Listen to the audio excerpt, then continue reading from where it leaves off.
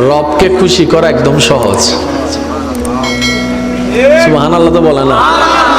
আমার আওয়াজ মনে হয় আপনারা শুনতে পাচ্ছেন না, শুনলে একটু বলেন না সুবহানাল্লাহ। রবকে খুশি করা একদম সহজ, কারণ আমাদের রব আমাদের জন্য দয়াকে উন্মুক্ত করেছেন, সাজাকে নয়। এবার আসেন হাদিস শরীফটা শুনলে আপনারা বুঝতে পারবেন। মনোযোগ মনোযোগ। আল্লাহ পাকের কাছে 100 ভাগ রহমত আছে। কয় ভাগ? এই 100 ভাগ রহমতকে আল্লাহ 2 ভাগ করেছেন, 99 ভাগ একটা, 1 ভাগ একটা। এই 1 ভাগ রহমতকে আল্লাহ সমস্ত সৃষ্টির কাছে বিতরণ করে দিলেন। এই 1 ভাগ রহমতের কারণে মায়া সৃষ্টি, এই 1 ভাগ রহমতের কারণে আবেগ সৃষ্টি, এই 1 ভাগ রহমত থেকে মহাব্বত সৃষ্টি, এই 1 ভাগ রহমত থেকে ভালোবাসা সৃষ্টি। আর সেই ভালোবাসাটা কেমন দেখেন, সন্তান ডেলিভারি হবে, এই ব্যথাটা সহ্য করতে গিয়ে অনেক মা ডেলিভারি করতে গিয়ে মারা যায়। সেটা মা জানে। আমি সন্তান পেটে রাখলে 10 মাস আমি ভালো করে খেতে পারবো না, ঘুমাইতে পারবো না, সেটা মা জানে। তারপরও সন্তান পেটে নেওয়ার জন্য মা দ্বিধাবোধ করে না, দ্বিমত পোষণ করে না। ডেলিভারির সময় মা মারা যাওয়ার সম্ভাবনা 80%, সেটা মা জানে। ব্যথা সহ্য করার মতো না, সেটা মা জানে।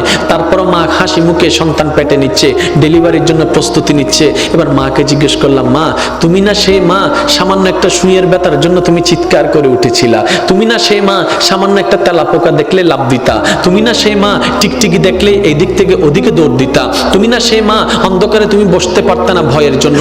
আজকে তুমি নিজের জানের রিস্ক নিয়ে নিলা। তখন মা উত্তর দেয়, সন্তানের চেহারাটা এক নজর দেখার জন্য, সন্তানের চেহারাটা এক নজর দেখার জন্য।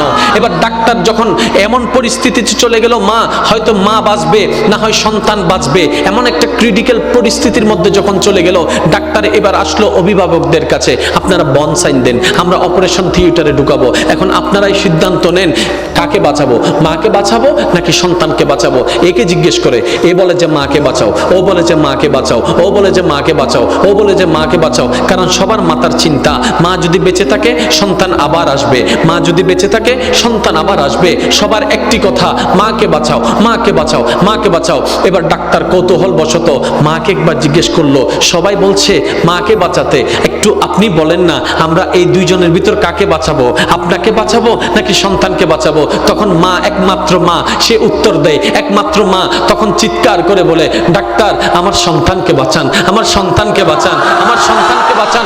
ডাক্তার অবাক হয়ে তাকায় রইল। সবাই বলছে আপনার কথা, আপনি বেঁচে থাকলে তো সন্তান আরেকটা আসবে, আপনি কেন সন্তানের কথা বলছেন? এবার মা 2 চোখের পানি ছেড়ে দিয়ে বলে, আমি তো দেখেছি সূর্য কেমন, আমার সন্তান তো এখনো দেখেনি। আমি তো চাঁদকে দেখেছি, আমার মা সন্তান তো চাঁদকে দেখেনি। আমি তো খাবার খেয়েছি, আমার সন্তান তো এখনো খাবার খায়নি। আমি তো দুনিয়া দেখেছি, তারা তো এখনো দুনিয়া দেখেনি। আমি তো এগুলা দেখেছি, তারা তো সেগুলা দেখেনি। আমি তো এগুলা দেখেছি, তারা তো ওগুলা দেখেনি। আমি তো এগুলা খেয়েছি, তারা ওগুলা খায় নাই। আমি দুনিয়া দেখেছি, আমার সন্তান এখনো দুনিয়া দেখেনি। ডাক্তার আমার আর দুনিয়া দেখার দরকার নাই, আমার সন্তানকে দুনিয়া দেখার ব্যবস্থা করে দেন, আমার সন্তানকে দুনিয়া দেখার ব্যবস্থা করে দেন। একজন মা সন্তানের প্রতি এই মায়া, ওই 1% ভালোবাসার অংশ, 1% ভালোবাসার অংশ। আপনার আমার নবী রাহমাতুল্লিল আলামিন যখন এই হাদিস বর্ণনা দিলেন, 1 ভাগ রহমত রেখে আল্লাহ পাক 1 ভাগ রহমত পৃথিবীর মধ্যে রহমত ছড়াই দিয়েছেন, 99 ভাগ রেখে দিয়েছেন। সাহাবায়ে কেরাম আদবের সহিত আরজি করলেন, ইয়া রাসূলুল্লাহ, ইয়া রাসূলুল্লাহ, ওই 1 ভাগ রহমতের যদি এত ভালোবাসা, এত মায়া, এত টান, এত আবেগ, এত মহব্বত যদি হয়, এই 99 ভাগ আল্লাহ কেন রেখে দিয়েছেন? তখন রহমাতুল্লিল আলামিন বলেছেন, ওরা আমার সাহাবারা শুনো, এই বাকি 99 ভাগ রহমতকে আল্লাহ হাসরের জন্য রেখে দিয়েছেন, হাসরের জন্য রেখে দিয়েছেন, হাসরের জন্য রেখে দিয়েছেন। সাহাবায়ে কেরাম বলে, ইয়া রাসূলুল্লাহ, এই 99 রহমত কেন রেখে দিয়েছেন? তখন নবী বলে, এই হাসরের মধ্যে যখন সবাই উপস্থিত হবে, পাপীরা যখন কান্নাকাটি করবে, তখন আল্লাহ 99 ভাগ রহমতকে উন্মুক্ত করে দিবেন শুধু বান্দাদেরকে জাহান্নামী থেকে জান্নাতি করে দেওয়ার জন্য। সুবহানাল্লাহ, আল্লাহু আকবার।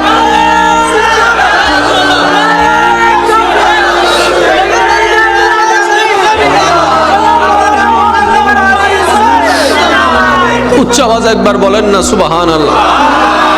আপনার জন্য 99 ভাগ রহমত অপেক্ষা করছে। আর একটু জোরে।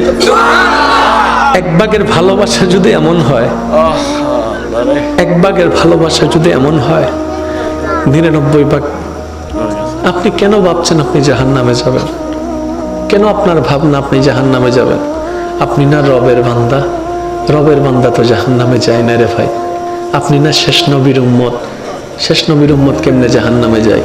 কিছু কাজ করেন না, অনেক তো হলো, অনেক তো দুনিয়া করলেন, অনেক তো দুনিয়াকে অর্জন করলেন। এই দুনিয়া না একদিন লাথি মেরে দিবে, এই দুনিয়া না পিঠের পিছনে একদিন ছুরি মেরে দিবে। করলাম তো অনেক দিন, কি লাভ হলো? অতীতে যারা করেছে কি লাভ হয়েছে? আসেন না একবার রবের দিকে, আসেন না একবার নবীর দিকে, দেখবেন আপনার দুনিয়া অর্জন হয়ে যাবে, পরকাল অসজ্জিত হয়ে যাবে। আমরা এই বুঝগুলা বুঝি না বলে অর্জনও করি, লাথিও খাই। জাস্ট একটা উদাহরণ দিচ্ছি আপনাদেরকে। বাবা সম্পত্তি উপার্জন করে কার জন্য? সন্তানের জন্য। একদিন কিন্তু এই সন্তানেই বাবার উপর জম হয়ে যায়। কেমন? এই সন্তান পড়ালেখা করেছে বাবার টাকায়। এমন হাজারো বাবা মা আছে, একটা ওষুধ কেনার জন্য সন্তানের দিকে তাকাই থাকতে হয়, সন্তানে কখন টাকা দিবে, ওষুধটা সে কিনতে পারবে। এটা কেমন জীবন? এটা কেমন জীবন? আপনি না বাবা? বলে যে হ্যাঁ। তাহলে সন্তান থেকে নিচ্ছেন কেন? বলে যে আমি তো এখন কামাই না। আমি বললাম আপনি সিস্টেমেই জানেন নাই ভাইজান। আপনি অতটুক কামান, অতটুক ব্যবস্থা করেন, আপনি সন্তানকে দেন, কিন্তু আপনি মরণ পর্যন্ত যেন কারো থেকে টাকা চাইতে না হয়, কারো টাকায় ওষুধ কিনতে না হয়, ওই রকম এবিলিটি নিজের মধ্যে তৈরি করে ফেলুন। তাওয়াক্কুলটা আল্লাহর উপর রাখবেন, যেন মরণ পর্যন্ত সন্তানের টাকায় চলতে না হয়। সন্তান যেন আপনার সামনে বড় করে একটা কথা বলতে না পারে, বাবা তোমার ওষুধের টাকা দেওয়ার টাকা আমার কাছে নাই, চিকিৎসার খরচ দেওয়ার মতো খরচ আমার কাছে নেই, এই কথা যেন সন্তান বলতে না পারে, সন্তানের বউ বলতে না পারে, মেয়েরা বলতে না পারে। আপনাকে সেই ব্যবস্থা এখন থেকে করতে হবে। আপনি 20 বছর চাকরি করবেন, আপনি দিয়ে যাবেন, যখন আপনার ইনকাম বন্ধ হয়ে যাবে ভিক্ষুকের মতো সন্তানের দিকে তাকাই থাকতে হবে। এমন জীবনের চাইতে তো মরণ অনেক ভালো হয়ে যাবে, মরণ অনেক ভালো হয়ে যাবে। আল্লাহ পাক বলে বান্দারে তুই যদি আমাকে সন্তুষ্টি করে চলতি, বুড়া অবস্থায় ব্যবস্থা আমি করে দিতাম। বলেন সুবহানাল্লাহ। আফসোস হাজার দেখছি আমি, হাজার। এবার আসেন বাস্তব কথা বলি। টাকা হাজার, পাওয়ার তার। কথা বলছেন না কেন? টাকা যার। আজকে যারা টাকা কামাচ্ছেন, ইয়ং আছেন, ছেলে আছেন, সময় আপনাদের জন্য আসতেছে এটা, কারণ বাপ হবেন তো কিছুদিন পর। হাসেন আর যাই করেন, বাপ হচ্ছেন তো। এবার আসেন, যারা টাকা কামাচ্ছেন আপনাদের কাছে অনুরোধ, যারা সন্তানের বাবা মা আছেন আপনাদের কাছে অনুরোধ, আপনি মরে গেলে সম্পদ এমনিতেই হয়ে যাবে সন্তানদের, কিন্তু কখনো বেঁচে থাকতে সন্তানদের নামে জায়গা ভাগ করে দিবেন না। কারণ বেশিরভাগ গন্ডগোল লাগে ভাগ করে দেওয়ার পরে, তখন আর কেউ মা চিনে না, বাপ চিনে না। অন্তত এই মানুষগুলা সম্পদ পাওয়ার লোভে হলো মার সেবাটা করবে, বাবার সেবাটা করবে, বউটাও একটু মান্য করবে, ছেলেটাও একটু মান্য করবে, কারণ না হয় সম্পদের ভাগ চলে যাবে। কিন্তু আপনি কি করবেন? গোপনে গোপনে সন্তানের নামে সে জমিন, সে দলিল আপনি বরাদ্দ করে দিবেন। আমার বড় ছেলে, মেজে ছেলে, ছোট ছেলে, মেয়ে সবার নামে আপনি বরাদ্দ করে দিবেন। ইসলামী শরীয়তের নিয়মে আপনি বরাদ্দ করে দিবেন, কেউ জানবে না। দলিলে লেখা থাকবে এই দলিল আমি বুড়া, আমার বুড়ি মারা যাওয়ার পরে বাস্তবায়ন হবে। তারপরে দেখবেন যে পূজা পূজা করবে ঠিক না বে ঠিক? অনেকের কষ্ট লাগছে, আর আমি কারো দাদদারি না, কারণ আমি ওয়াইজ দিয়ে চলি না। আল্লাহ আমাদেরকে চলার সাম্রাজ্য দান করেছেন। দাওয়াত দিয়ে গেলাম আলামিন বাড়ি, একটু ঘুরে আসবেন, শুধু একটু ঘুরে আসবেন, যে তখন হবে দেওয়া মোকারম বাড়ি, তার তো দিন আছে দে তিবের তো আর ভিক্ষা করেন না হরে, আর ভিক্ষা করি একমাত্র মৌলার দরবারত মাইনসুর হাসান। এবার আসেন একটু খেয়াল করেন, 100 ভাগের রহমত 1 ভাগ আল্লাহ দিয়ে দিলেন, 99 ভাগ রেখে দিলেন আপনাকে আমাকে বাঁচানোর জন্য। কথা বলেন ঠিক কিনা? এবার সেই আল্লাহর রহমত থেকে আল্লাহ কি বলছেন? লা তাকনাতু মির রাহমাতিল্লাহ, আমার রহমত থেকে কখনো তোমরা নিরাশ হয়ো না। এবার টোটাল বিষয়টাকে আমি একটু গোছাই নিচ্ছি। কালকে কবরে যেতে হবে, বলেন না?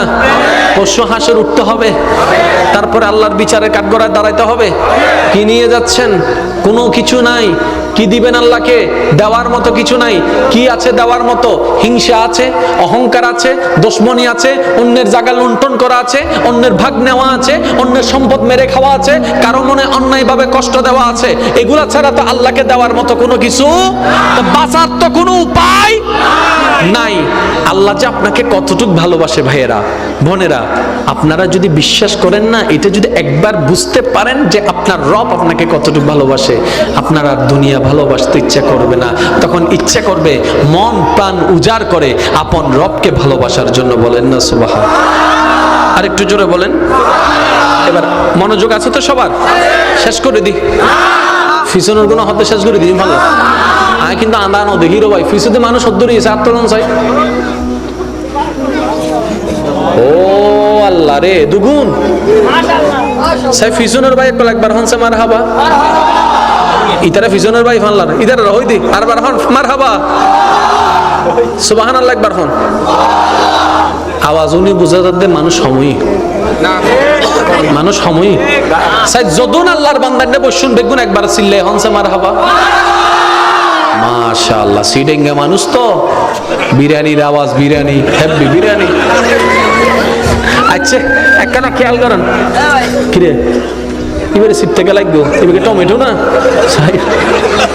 আচ্ছা এখন একটু খেয়াল করেন, আল্লাহর প্রেমিক বান্দাগণ মনের কান প্রস্তুত, মনের কান প্রস্তুত। এবার শুনেন একটা হাদিস শরীফ। কি হাদিস শরীফ? যারা জীবনকে সাজাতে চান, যারা জীবনকে গোছাতে চান, আপনাদের জন্য এই হাদিসটা। সবাই একটু খেয়াল করবেন। কি করলে জীবনে লাভ পাবেন, কি করলে জীবনে ক্ষতি পাবেন জানার দরকার, জানার দরকার। আর ইসলাম সবচাইতে সহজ, ইসলাম সবচাইতে সহজ। একটু খেয়াল করবেন। আপনারা জানেন মুসা নবী, আল্লাহ পাক এমন দান করেছেন মুসা নবীকে, আল্লাহ কথা বলার সুযোগ দান করেছেন সুবহানাল্লাহ। তাই বলা হয় মুসা কালিমুল্লাহ, মুসা মুসা মুসা নবী আল্লাহর সাথে যখনই কথা বলতেন, তুর পাহাড়ে গিয়ে আল্লাহর সাথে কথা বলতেন। এবার মুসা নবী একদিন রাস্তা দিয়ে হেঁটে যাচ্ছে, যাওয়ার সময় একজন মুসা নবীর উম্মত মুসা নবীকে দেখে বলে, ইয়া নবী আল্লাহ, আপনি তো আল্লাহর সাথে কথা বলতে যাচ্ছেন, আমার পক্ষ থেকে আমার রবের কাছে একটা বার্তা, একটা মেসেজ আপনি পৌঁছাই দিবেন দয়া করে। বলে যে কি বলতে চাও বলো, যেটা রবকে বলতে হবে। তখন ওই ব্যক্তিটা বললেন, হে মুসা নবী, আপনি রবকে বলবেন আল্লাহ যতটুক আমাকে সম্পদ দান করেছে, এই সম্পদ আমি আর লোট নিতে পাচ্ছি না। আমার চাওয়ার তুলনায়, স্বপ্নের তুলনায় সম্পদ অনেক বেশি বেড়ে গেছে। আমি আর সম্পদ চাই না, আমাকে যেন সম্পদ একটু কমাই দেয়, আমাকে যেন সম্পদ একটু কমাই দেয়। আল্লাহকে বলবেন আমাকে যেন সম্পদ একটু কমাই দেয়। এরকম দোয়া কেউ করে? কারণ আমরা তো আরো দে আরো দে আহাদি নোয়াড়ের তো ওদের সিবি দে সিবি দে সিবি দে আহাদি সিবি দিল নত ওদের রশিদিবান রশিদিবান রশিদিবান আহাদিও নত ওদের ফেলাস্টার ঘর তার হরো দে, ঠিক না? সেজন্য সিডেঙ্গা ভাষাটা কেন হাতা আছে, বেশি আইলে নামাতে, বেশি আইলে বেশি আইলে ফ্যাট লোড তাইলে কেএফসি আর বালা লাগিব না। ওয়া আগে জিল্লা সিলিল্লা করি দাও, আওয়াজ আগের মতো করি দাও। এবার একটু খেয়াল করেন, ওই বান্দা ফরিয়াদ জানালেন কি মুসা নবীর কাছে, আল্লাহর কাছে মুসা নবীর মাধ্যমে, যে আমাকে যেন সম্পদ আর না দেয়, যতটুকু দিয়েছে এতটুকু আমার পক্ষে লোড করা সম্ভব না, আমাকে যেন সম্পদ আর না দেয়, এটা যেন কমিয়ে দেয়। আচ্ছা মুসা নবী চলে যাচ্ছেন, কিছুক্ষণ পর আরেকজন বান্দার সাথে দেখা। ওই বান্দার শরীরের কাপড় চোপড় সব ছিঁড়া ফেরা, চুলগুলা আওলা জাওলা। এবার মুসা নবীকে বললেন, আল্লাহকে একটু আমার পক্ষ থেকে একটা খবর জানাবেন। বলে যে কি খবর? বলে যে আমার খাবার জন্য খাবার নাই, পরার জন্য কাপড় নাই, আল্লাহকে একটু বলেন না আমার উপর দয়া করতে, আমাকে একটু সম্পদ দিতে বলেন না, আমি যেন একটু ধনী হতে পারি।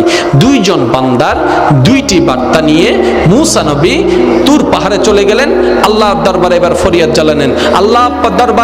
আল্লাহর দরবারে দুইজন বান্দার পক্ষ থেকে ফরিয়াদ জানার পরে আল্লাহ পাক বললেন, মুসা, প্রথমে যেই বান্দা তোমাকে ধরেছে সে বলেছে সম্পদ আর নিতে পারবে না, তাকে গিয়ে বলো আজকে থেকে যেন শুকরিয়া আদায় বন্ধ করে দেয়, শুকরিয়া আদায় করা বন্ধ করে দেয়, তার সম্পদও কমে যাবে, সম্পদও কমে যাবে। আর যার সম্পদ নাই বলেছে তাকে বলবা শুকরিয়া আদায় করতে শুরু করতে, যেমনে থাকুক যেভাবে থাকুক শুকরিয়া আদায় করতে শুরু করতে বলো, আমি আল্লাহ সম্পদ বাড়াই দিব, নিয়ামত বাড়াই দিব, মর্যাদা বাড়াই দিব। সুবহান। মেসেজটা শুনে মুসা নবী এবার আসতে লাগলেন। তারা অধীর আগ্রহে অপেক্ষা, আল্লাহর পক্ষ থেকে কি মেসেজটা আছে। এবার গরিবের সাথে দেখা হলো। গরিবকে বলে আল্লাহ পাক বলেছে তোমাকে সর্বদা শুকরিয়া আদায় করতে। সে বলে যে আমি শুকরিয়া আদায় করব কি নিয়ে? শুকরিয়া আদায় করার তো কোনো বিষয়ই নাই, শুকরিয়া আদায় করার তো কোনো কারণই নেই, কি নিয়ে শুকরিয়া আদায় করব? কিন্তু আল্লাহ কি বলেছিলেন? যেমন আছে তেমনই যদি সে শুকরিয়া আদায় করে। তো সে যদি চালাক হতো কি বলতো? যাক, হাঁটার জন্য এখনো পা দুইটা আছে, আলহামদুলিল্লাহ। চলার জন্য এখন একটু শক্তি আছে, আলহামদুলিল্লাহ। দেখার জন্য নজরটা একটু আছে, আলহামদুলিল্লাহ। আল্লাহ খুশি হয়ে যেত। এই শুকরিয়ার কারণে তার অন্যদিকেও আল্লাহ বরকত বাড়ায় দিত। সে এই নিয়ামতটা নিতে জানে। এবার কিছু দূর যাওয়ার পরে ওই মানুষটা যে সম্পদ কমাই দেওয়ার জন্য বলছে তাকে দেখলো, তার জন্য আল্লাহর উপর সন্তুষ্ট থাকার জন্য। তখন মুসা নবী বললেন আল্লাহ তোমাকে বলেছেন শুকরিয়া আদায় বন্ধ করে দাও, নিয়ামত বন্ধ হয়ে যাবে, সম্পদ বন্ধ হয়ে যাবে, তোমার অর্থনৈতিক আস্তে আস্তে কমে যাবে। তখন সেই বান্দা উত্তরে বলে যখন আমার কিছু ছিল না তখনও রবের শুকরিয়া বন্ধ করি নাই, আজকে কেমনে বন্ধ করব? আজকে কেমনে বন্ধ করব? যখন আমার কিছু ছিল না আমি তখনই রবের শুকরিয়া আদায় করেছি। এই হাদিসের ছায়া তলে নবী আমাদেরকে মেসেজ দিতে চাচ্ছেন, উম্মত থাক না থাক, পাও না পাও, বেশি অল্প, মনমতো হোক না হোক, সর্বাবস্থায় আপন রবের শুকরিয়া করতে থাকো, করতে থাকো, করতে থাকো। তোমার নিয়ামতের, তোমার জীবনে নিয়ামতের যা যা দরকার তোমার রব সবগুলা পূরণ করে দিবেন। বলেন সুবহানাল্লাহ। এবার মৌলা আলীর একটা হাদিস শুনেন, বলবো? জোরে বলেন না, বলবো? দেখেন ইসলাম কত সহজ, পরকাল কত সহজ।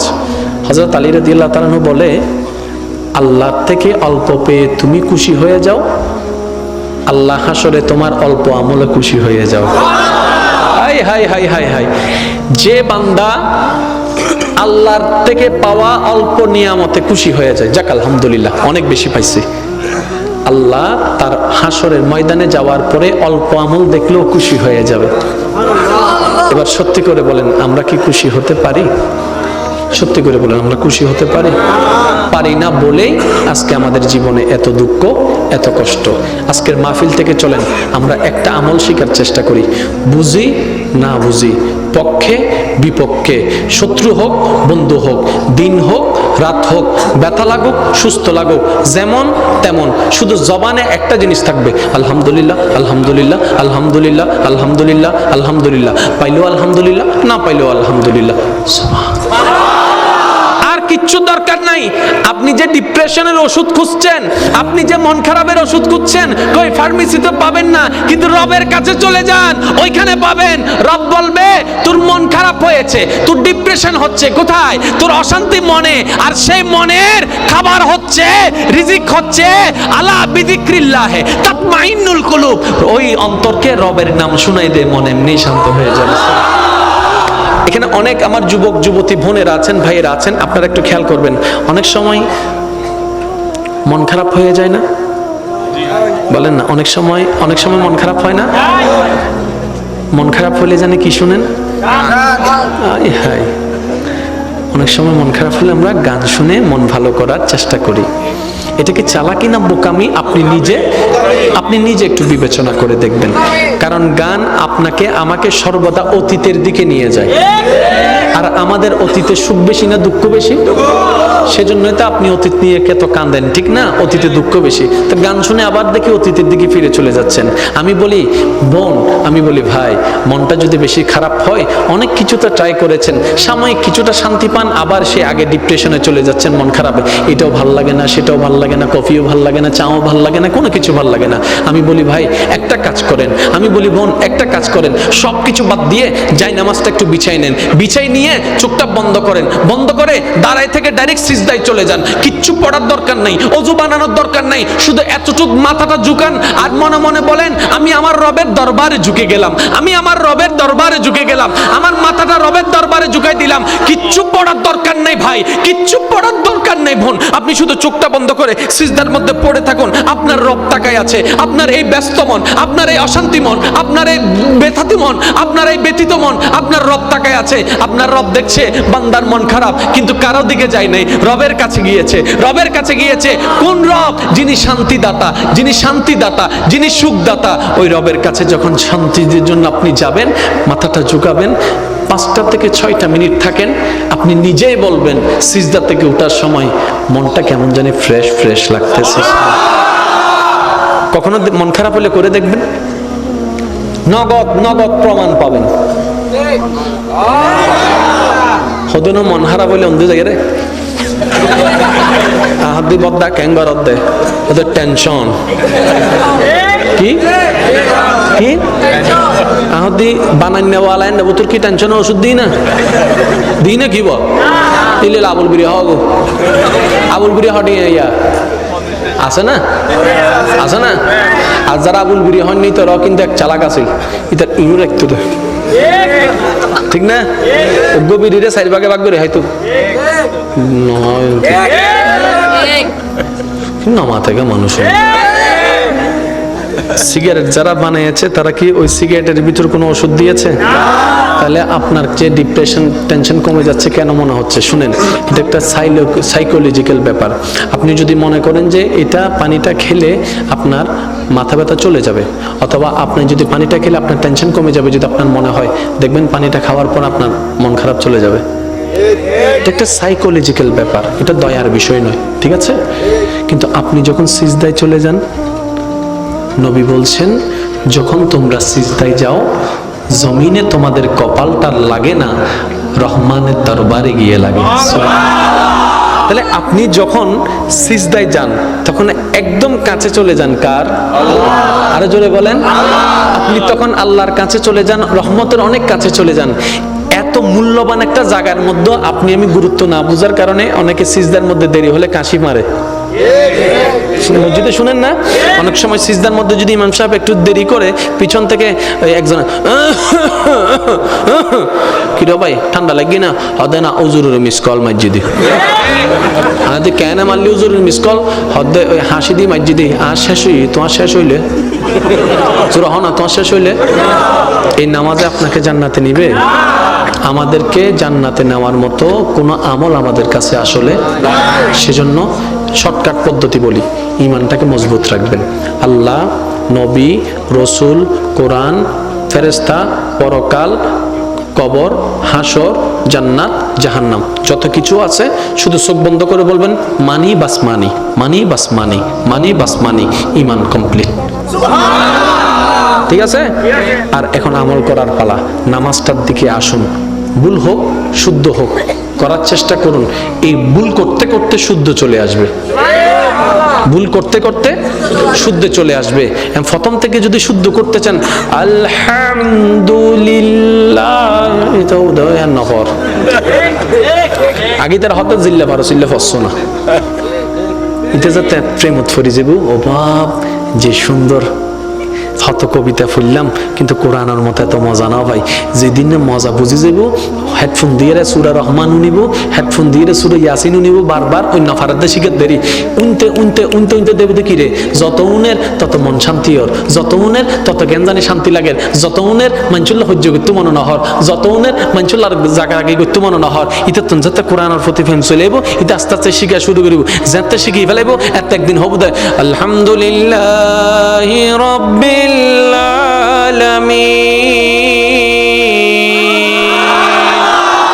الرحمن الرحيم مالك يوم الدين إياك نعبد وإياك نستعين اهدنا الصراط المستقيم صراط الذين أنعمت عليهم غير المغضوب عليهم ولا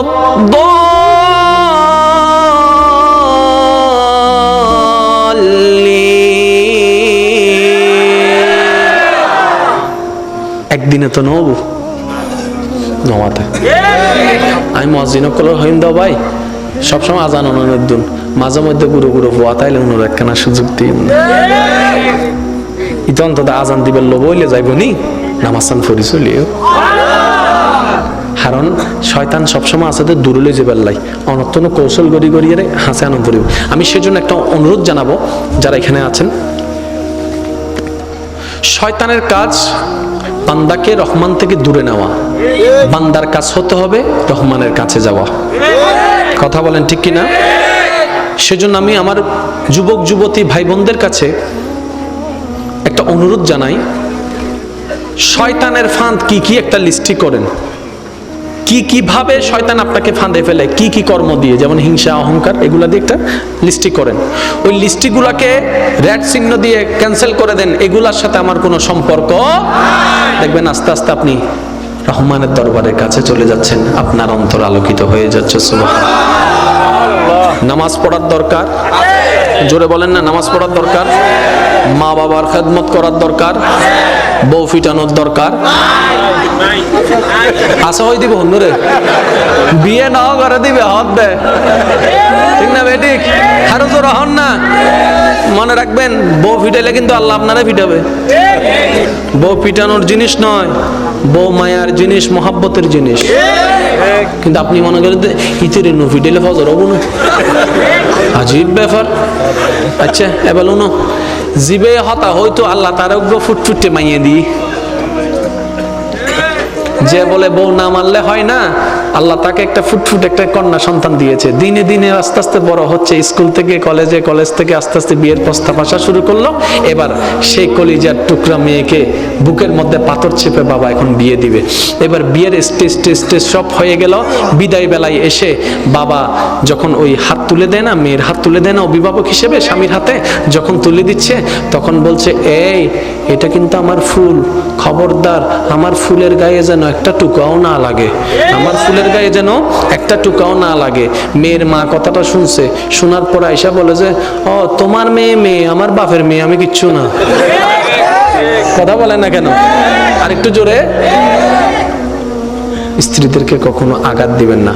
হ্যাঁ ওরা একটু অবুঝ, ওরা একটু উল্টা বুঝে হতে পারে, কিন্তু সম্পদ তো আপনার। এটার যত্ন যদি নিতে না জানেন, আপনার সংসারটা ভেঙে যাচ্ছে। আচ্ছা আপনার না হয় কোনো লাইফ নাই, আপনার স্ত্রীর কোনো লাইফ নাই, সন্তানদের তো লাইফ আছে। আপনারা দুইজন যখন ঝগড়া করে ডিভোর্স হয়ে যায়, আলাদা হয়ে যাবেন, আপনারা ভালো থাকবেন, এই সন্তান কার কাছে যাবে? মার কাছে থাকলে বাবা পাবে না, বাবার কাছে গেলে মা পাবে না, তো লাভ কি হচ্ছে? একদিন এই সন্তানদের ভবিষ্যৎও অন্ধকার হয়ে যাবে। তো সেজন্য আমি অনুরোধ করব, এক ছাদের নিচে থাকলে অনেক কিছুই হবে, বুঝে অবুঝে অনেক কিছুই হবে। এত কিছু থাকার দরকার নেই, শুধু একটা হাদিস মনে রাখবেন, স্বামী স্ত্রী যখন এক জায়গায় হয় কথা বলে, তখন তৃতীয় পক্ষ শয়তান এসে ওখানে ফু মারে, আগুনে একটু বাতাস দেয়। স্বামী স্ত্রী যারা আছেন এই হাদিসটা যদি মনে রাখেন, সংসারে ঝগড়া কমে যাবে। সেটা কি? শয়তান সবচেয়ে বেশি খুশি হয় কখন জানেন? যখন স্বামী স্ত্রীর ভিতর ঝগড়া লাগাই দিতে পারে, শয়তান বেশি খুশি হয়। তাহলে আপনি যখন হাদিস এটা আজকে থেকে জানছেন, যখন দেখবেন স্বামী বেশি রেগে গেছে, আপনি চুপ করে থাকবেন, রাগ আসলেও রাগ দেখাবেন না, তখন বলবেন যে শয়তানের রাগ তুলছে কিন্তু আমি দেখাবো না। স্বামীও এই কথা মনে রাখবেন, যখন বেশি রাগ আসবে, বউকে বকা দেওয়ার ইচ্ছা করবে, আপনি দিবেন না, কারণ রাগটা আপনার নয়, শয়তানে আনাচ্ছে। তো শয়তানের জিনিস আপনি নিবেন কেন? 2টা মিনিট চুপ থাকেন, দেখবেন রাগ এমনিতেই চলে যাবে, সংসার শান্তির হয়ে যাবে। সুবহানাল্লাহ। আর একটু জোরে বলেন না সুবহানাল্লাহ। এবার আপনারা বাস্তব প্রমাণ দেখলে বুঝবেন। আদালতের ডিভোর্স আছে না, হম না বেশি? শুধু বেশি না, বহুত বেশি, ঠিক না? যেদিন কেস আছে, সে উজুর কলর হওয়ান কেস আছে, দেখো সবাই নাই নহর ডাক্তারর, উকিলর, উবের, কোটিপতির তো আরো বেশি আছে। হদনা হদা আই মাইয়ে দিন তো কোটিপতিরা হাতে দ বেশি করে দাও, কোটিপতিরা হাতে খেয়াল লেখা হইলে হাতে যায় কোটিপতিতে ড্যাম কেয়ার, এটা তোর মাইয়ারে বিয়ে করিব, 5 দিন বাদে আর বই বিয়ে করিব, এদিনে যদি তুই কিছু হইতে যাও হবে তোর মাইয়া তুলে যাও, কেঙ্গে দিবে এতালাই নবী হই দে, টিয়া চাই নদ্দু চরিত্র চাই দাও। আর তুই নো বুঝি আর বুঝি দিয়ে হন্ডাতন বেশি বেশি আইব, এন্ড এখন আর যৌতুক না হয়তো গিফট, আবার সদুনো তোলা দৈন্য আছে তো গিয়া উত্তরে বাড়ির মিদি তো মাইয়েরে বহুত কিছু দিয়ে গিয়া তোমার কিছু ন দে, সদু নাই হান ফরা দে আছে না নাই? এখন ফোয়ার মায়ে চিন্তা করার দা মানছে এর তারা সিঁড়ি ফেলে নলইলে কিছু লম ফরিব, এই কিছু লম করতে যাই মায়ের বাবু শেষ। এবার হাদিস শুনুন, আপনার নবী আমার নবী বলছেন কোন একটা মেয়েকে যদি কোনো প্রকার খরচ ছাড়া কেউ বিবাহের ব্যবস্থা করে দিতে পারে, আমি নবী তার জান্নাতের গ্যারান্টি নিয়ে নিলাম। আপনি ওদিকে না যাবেন যেদিকে আপনার নবী বলেছেন, আপনি ওদিকে কেন যাচ্ছেন যেদিকে শয়তান বলছে? তো সমাজ চলে গেছে কিন্তু আমি যেতে পারবো না, কারণ আমার কবরে আমাকে একা থাকতে হবে, আমার আল্লাহকে আমার একাই জবাবদিহি করতে হবে। তখন এই সমাজও আসবে না, এই পরিবারও আসবে না, এই আশেপাশের মানুষগুলা বলতে আসবে না। সেজন্য আমার যুবক ভাইরা বলেন, বিয়ের সময় কি কোনো যৌতুক নেওয়া চলবে? আরেকটু জোরে বলেন, যৌতুক নেওয়া চলবে? আপনারা বলবেন আল্লাহ আমাকে যা দিয়েছে, যদ্দূর দিয়েছে, এতটুকুর মধ্যে আমি আনবো, পারলে দেন, না পারলে নাই। দরকার হলে আমি আমার বউকে যেটা বউ আনবো 300 টাকার শাড়ি দিয়ে আনবো, কিন্তু সেই 300 টাকা হবে চুরির টাকা নয়, হালালের টাকা। আপনার বউকে বলবেন, বউ এটা আমি 300 টাকা দিয়ে কিনেছি, বউ অবাক হয়ে যাবে, সবার শাড়ি 5000 টাকা, তোমার শাড়ি 300 টাকা, এটা আমাকে কেমন গিফট করলা? তখন আপনি বলবেন 5000 টাকা দিয়ে আমি চাইলে পারতাম, কিন্তু সেটা হতো অন্যায়ের টাকা, চুরির টাকা, লোভের টাকা, বাটপাড়ির টাকা। আমি এই 300 টাকার শাড়ি এনেছি, জানি এটার কোনো দাম নাই, কিন্তু এই শাড়ির প্রতিটা পশমে পশমে তোমার স্বামীর ঘাম জড়িত আছে। একবার বলে দেখেন, আপনার বউ বলবে 3 কোটি টাকার শাড়ির তুলনায় এই 300 টাকার শাড়িটাই আমার কাছে দামি। বলে দেখবেন একবার। আপনারা তো অনেক সময় বলেন মাইয়া ফকলে শুধু হতে দেয় দেয়, না না, ইতারা হতে সবচাইতে বেশি কি চাই হত্যারা না মায়া আছে আদে ইতারা টিয়া জোরহন না টিয়া। এখন দেখেন কোর্টের মধ্যে দেখেন অনেক প্রফেশনের ডিভোর্স পাবেন, হুজুরদের কোনো ডিভোর্স কেন? তারা ওই মাসালাগুলো জানে, কখন শয়তানে ফু মারে সেটা, সেজন্য স্বামী স্ত্রীর মধ্যে ঝগড়া হলো তারা চুপ হয়ে যায়। বলেন না সুবহানাল্লাহ? তা আজকে থেকে ইনশাআল্লাহ যারা বিবাহিত আছেন এই হাদিস মনে থাকবে তো? ঝগড়া কে লাগাই দেয়? জোরে বলেন, ঝগড়া কে লাগাই দেয়? স্বামীর কোনো দোষ, স্ত্রীর কোনো দোষ। আল্লাহ আমাদের সবাইকে বুঝার তৌফিক দান করুক। আগামী বছর মাহফিলটা হোক, আপনারা চান কিনা? জোরে বলেন, চান কিনা? আমার কথা কি কেউ কষ্ট পেয়েছেন? আমি কি কারো পক্ষে বলেছি? আমি কারো বিপক্ষে বলেছি? আল্লাহ আমাদের সবাইকে বুঝার তৌফিক দান করুক। আগামী বছর এই মাহফিল যখন আয়োজন হবে, আপনারা সবাই সহযোগিতা করবেন, 5 ওয়াক্ত নামাজ ছাড়বেন না, কারণ এই নামাজ আপনার জীবনে একটা শৃঙ্খলা নিয়ে আসবে। বলেন সুবহানাল্লাহ। এই কথাটা একটু খেয়াল করবেন। নামাজ শুধু ইবাদত বাড়ায় না, নামাজ শুধু সওয়াব বাড়ায় না, নামাজ শুধু আপনাকে জান্নাত দিবে না, এই নামাজ আপনার জীবনের মধ্যে অগোছালো জীবনটাকে গোছাই দিবে, আপনার অশান্তির জীবনকে শান্তিময় করে দিবে। বলেন সুবহানাল্লাহ। আল্লাহ আমাদের সবাইকে কবুল করুক, আমিন। ইয়া নবী